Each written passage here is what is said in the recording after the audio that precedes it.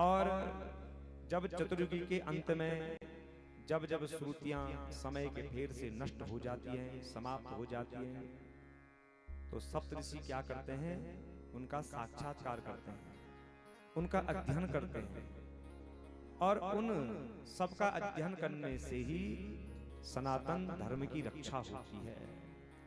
देखो, सनातन धर्म की रक्षा हल्ला करने से नहीं होती है, सड़कों में नारे लगाने से नहीं होती है, जोर जोर से श्री राम हर हर महादेव बोलने से नहीं होती है। सनातन धर्म की रक्षा होती है अपने धर्म शास्त्रों का अध्ययन करने से, उनको पढ़ने से। तो सप्तऋषि यही करते हैं, उनका अध्ययन करते हैं, तब जाकर के हमारे सनातन धर्म की रक्षा होती है। हे राजन, मनुओं में दूसरे मनु होते हैं स्वारोचित।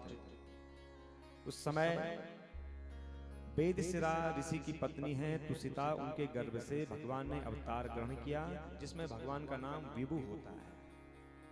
तीसरे मनु धर्म की पत्नी सुनीता, और उनके गर्भ से भगवान सत्यसेन नाम से अवतार ग्रहण करते हैं। और राजन चौथे मनु, जिनका नाम है तामस। इस मनवंतर में हरिमेधा जी ऋषि हैं, और उनकी पत्नी जिनका नाम हरिणी है। तो हरिणी के गर्भ से भगवान ने अवतार ग्रहण किया है, भगवान का नाम हरि होता है। और इसी अवतार में भगवान ने गरहा से गज की रक्षा करी थी, मगरमच्छ से हाथी को बचाया था।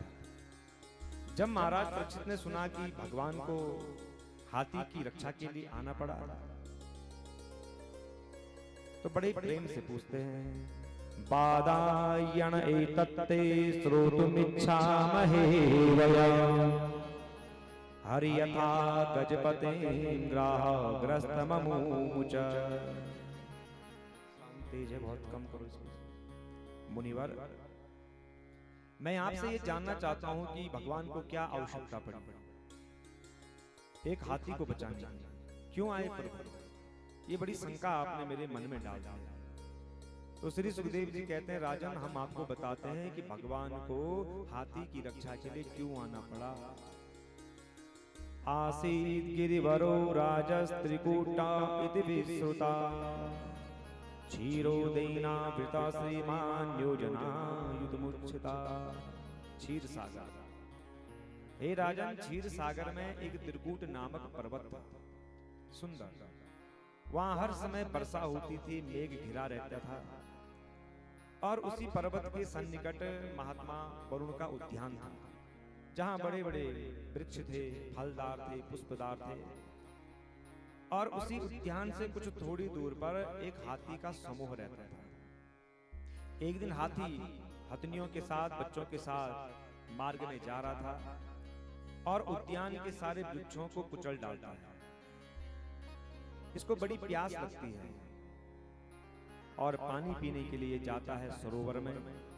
जैसे सरोवर में प्रवेश किया, इसने जल पिया, सूंड में पानी भरा और अपना स्नान करने लग जाता।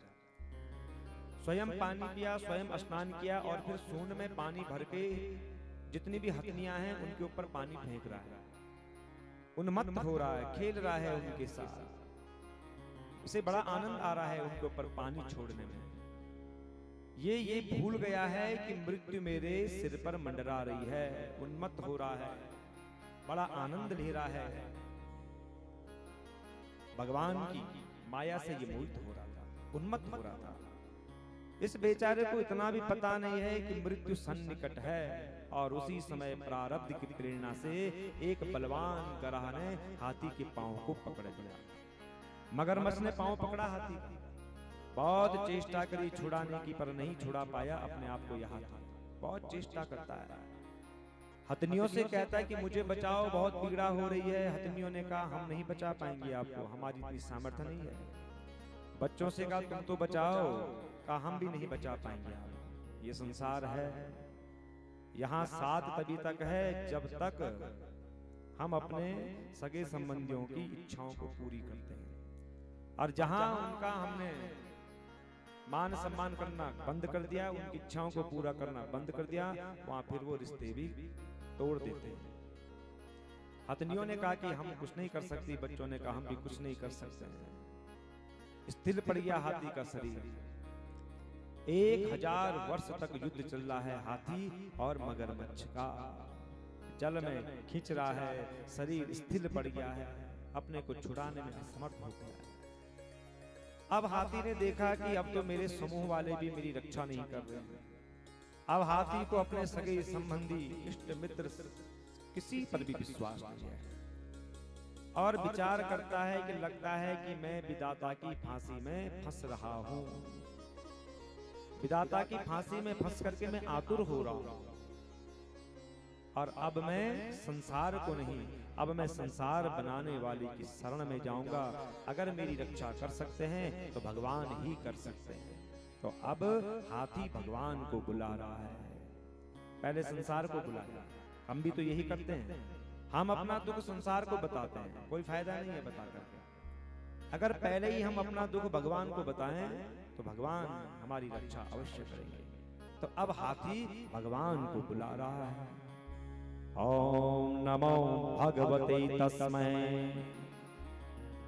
यद्यो एतचिदात्मकं पुरुषायादिबीजाय हरीशायाभिधीमहि।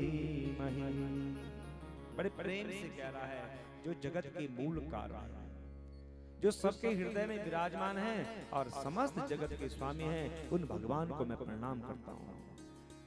नमो नमस्ते खिल कारणाय निष्कारणाय अद्भुत कारणाय सर्वात्माम्नाय महार्णवाय नमो पवर्गाय परायणाय। हे प्रभु, आप सबके मूल कारण, आपका कोई भी कारण नहीं है और कारण न होने पर भी आप में विकार या परिणाम नहीं होता है। मैं आपको प्रणाम करता हूं प्रभु। माद्रिक प्रपन्न पशुपास विमोक्षणाय मुक्ताय भूरि करुणाय नमो लयाय स्वाम सैन सर्वतन ब्रह्मनसि प्रतीता प्रत्यग्दृशे भगवते बृहते नमस्ते। हे प्रभु, जैसा कोई मनुष्य दयावश किसी बंधन में पड़े हुए पशु को छुड़ा देता है, आप मेरा बंधन तोड़ दीजिए प्रभु। बहुत कष्ट हो रहा है, बहुत पीड़ा हो रही है, मेरी रक्षा कीजिए प्रभु। बुला रहा है भगवान को, हे गोविंद मुझे बचाओ, मैं आपकी शरण में आया। हे गोविंद